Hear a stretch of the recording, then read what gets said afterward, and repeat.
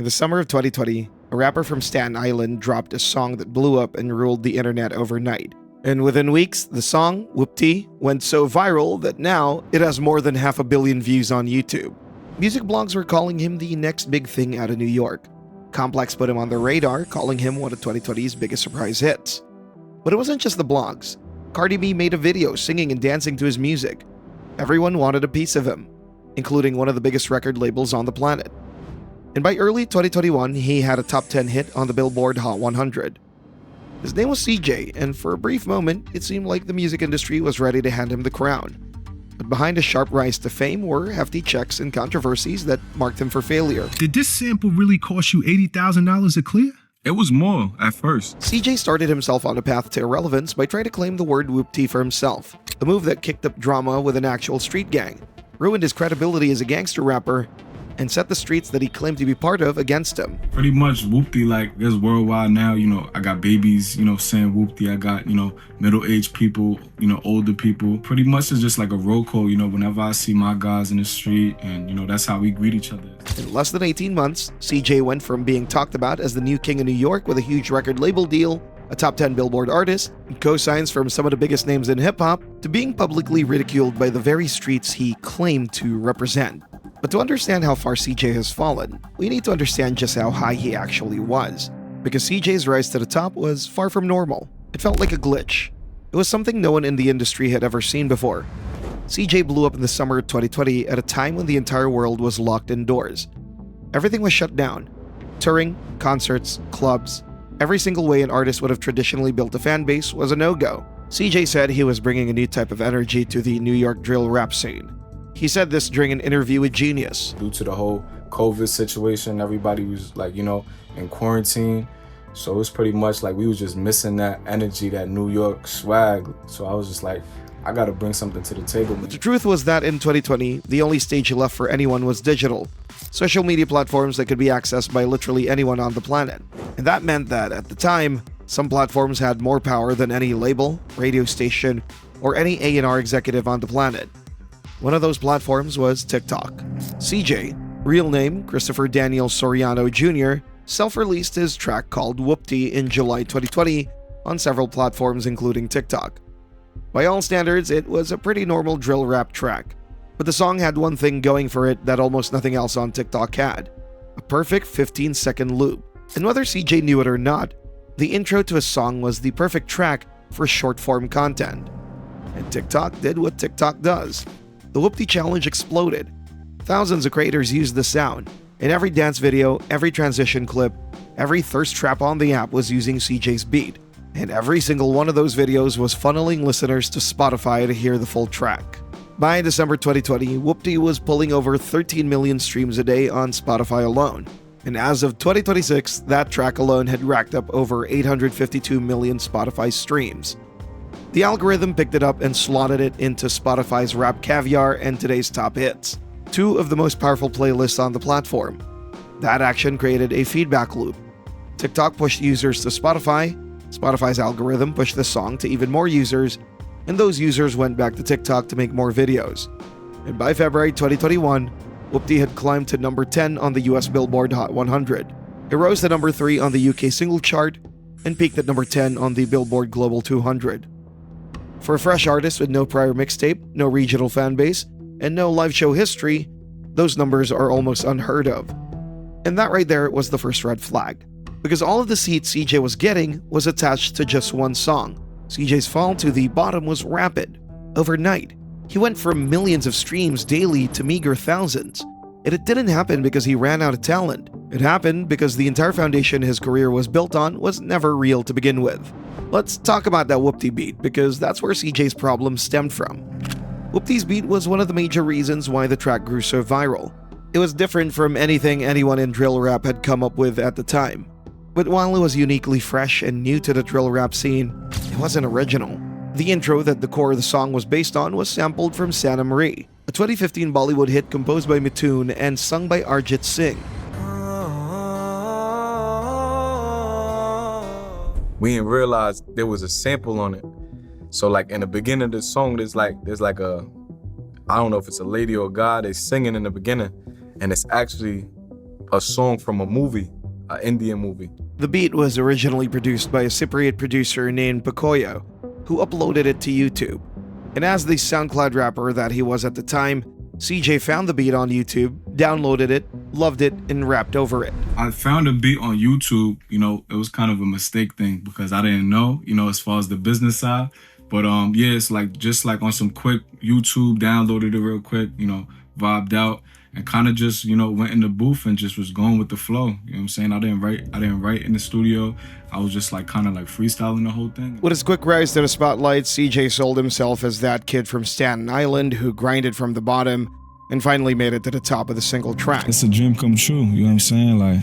I wanted this shit since I was young, so, now that it's finally happening, it's a blessing. But when Whoopty was almost taken off the airwaves for sampling Santa Marie, something happened that changed the narrative CJ was selling. To commercially release Whoopty, someone had to clear the sample. And clearing a Bollywood sample from T-Series, one of the largest media companies on the planet, was not cheap. Did this sample really cost you $80,000 to clear? It was more at first. And, we negotiated. And, shout out to my team. As an unsigned kid from Staten Island with no deal and no savings, CJ did not have $80,000.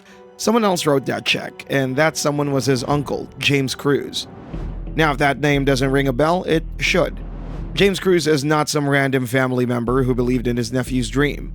He was the president of Bad Boy Entertainment, working directly under Sean Diddy Combs during the label's peak.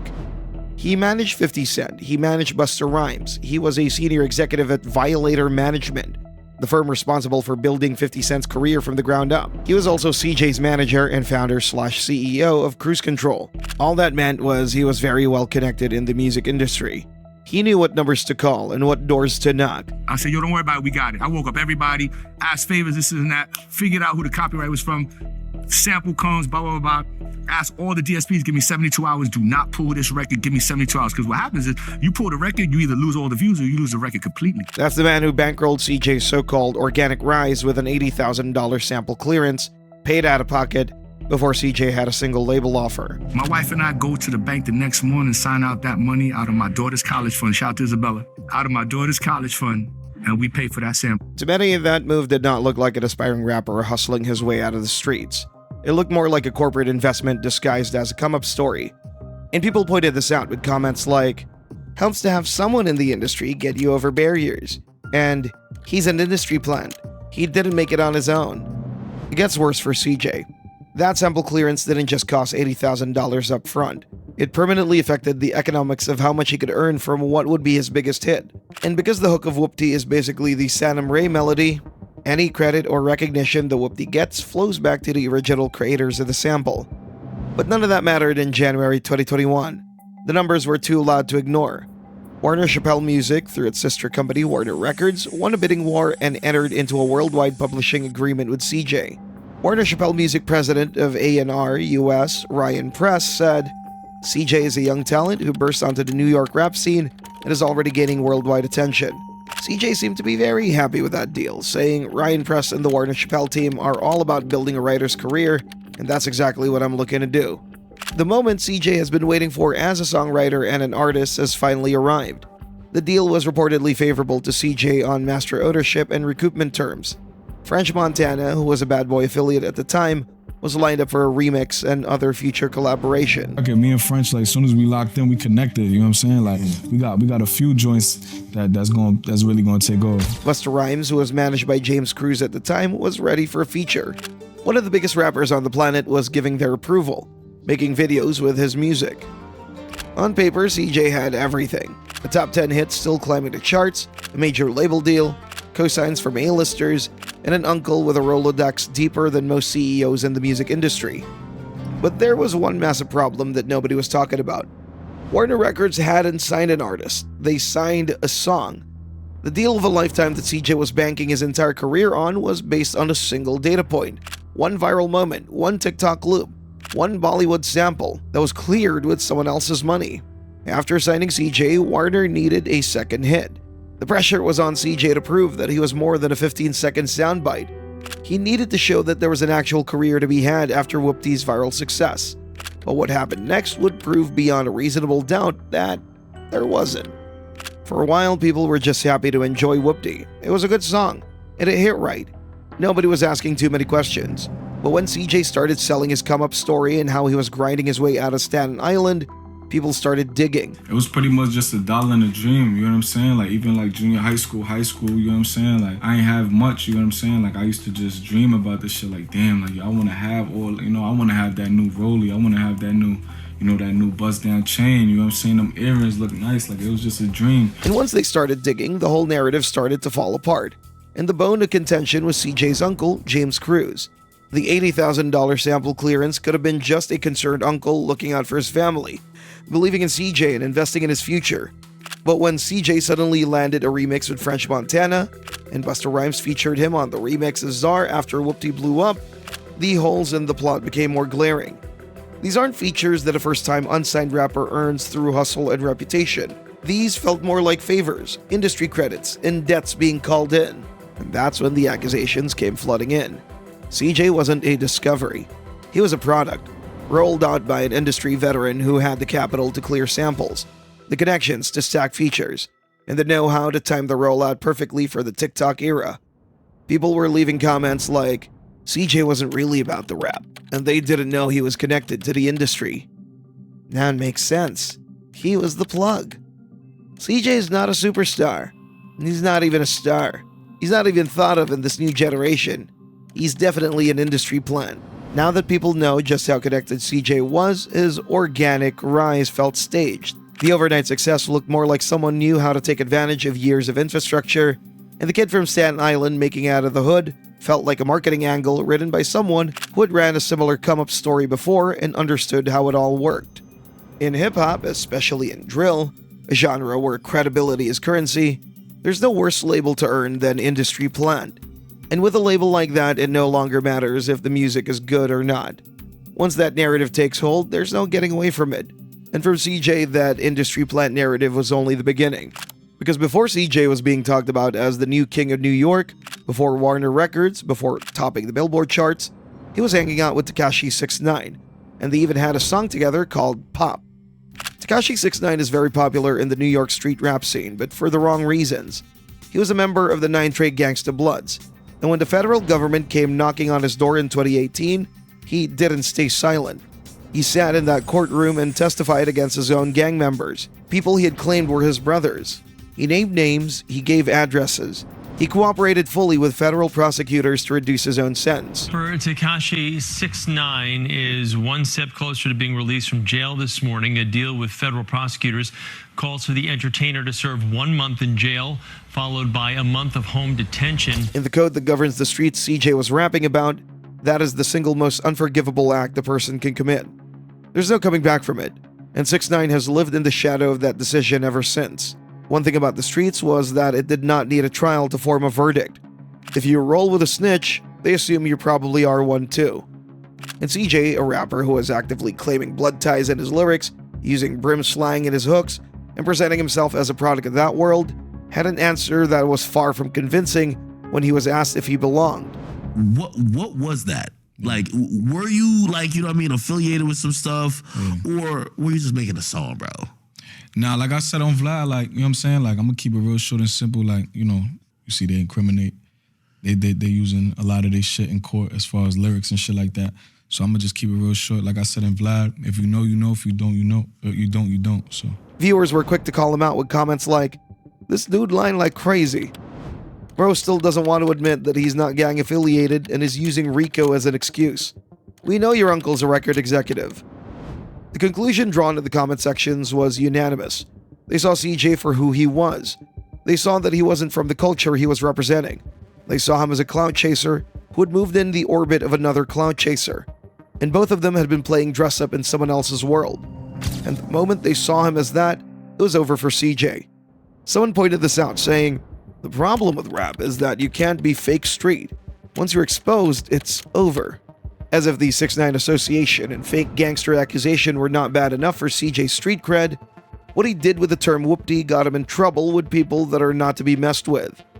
The word whoopty was not just a catchy hook that CJ invented in a studio session. It's a call sign, a real active greeting used by members of the Bloodhound Brims, a New York-based set of the Bloods gang. Whoopty was founded by my brother La Brim, right? What is Whoopty? It's like a gang call, right? It's a word that a gang uses.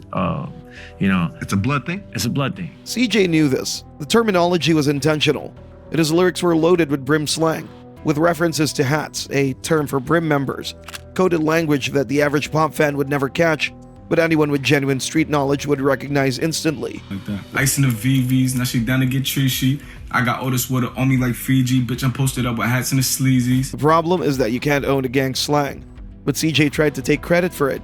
He wanted to take a term that real Bloodhound Brim members use as an everyday greeting, as a salute, as a part of their identity, and claim it for himself. Those phrases, whoop-dee, and now he got a new song, Jack My Bop, and that's the same, that's all from what my bro La Brim, he made all of these sayings and shit. China Mac, speaking on behalf of the incarcerated leader of the Bloodhound Brims, L.A. Brim, released a direct public denunciation of CJ.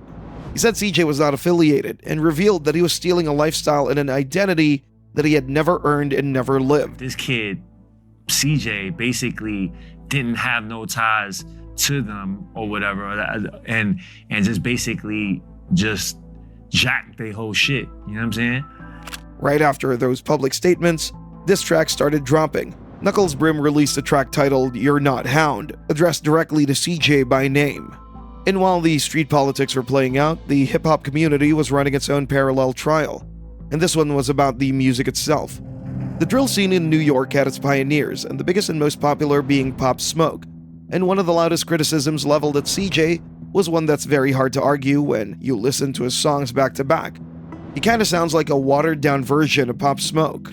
Pop Smoke had been murdered in February 2020, just 5 months before Whoopty dropped, and the Brooklyn drill scene was still in mourning. And into that mourning, some nobody dropped a song that borrowed Pop Smoke's aesthetic without any of the authenticity that made Pop Smoke's music feel earned. Pop's fans were downright pissed, pointing out that Pop was on a different level, and artists like CJ would never get there. With controversies like this floating around CJ, the New York drill community stopped acknowledging him. And they didn't have to say it, they just stopped listening. In February 2021, Warner Records released CJ's debut EP, Loyalty Over Royalty. On paper, the rollout was everything an artist could want. He had a top 10 Billboard hit actively charting. He had a remix with French Montana and Rowdy Rebel on the project.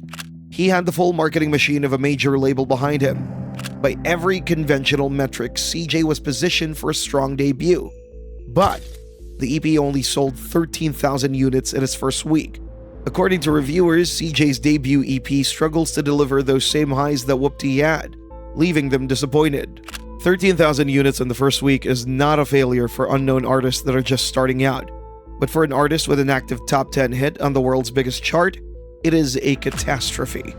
A hit single of that magnitude should have driven millions of listeners from the song to the album, turned them from casual fans to invested supporters. But that conversation never happened. When the Loyalty Over Royalty rollout collapsed and the backlash started closing in from every direction, CJ did what a lot of artists do when they're losing a fight they can't win. He tried to change the conversation. In 2021, he went on record and announced something ambitious, something designed to reframe the entire narrative. He was going to release a double album, one side hip-hop, one side Latin. He would prove the New York drill crowd wrong by dominating their lane and crossing over into reggaeton, leading into his Puerto Rican heritage as an entirely new creative identity. 2 different CJs, 2 audiences, and double the reach. But here's what actually happened.